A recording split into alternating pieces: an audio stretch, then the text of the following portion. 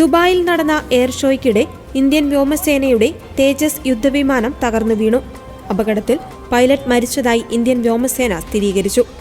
Al Maktoum അന്താരാഷ്ട്ര വിമാനത്താവളത്തിൽ വെച്ച് പ്രാദേശിക സമയം ഉച്ചയ്ക്ക് 2:10 അപകടം സംഭവിച്ചത്.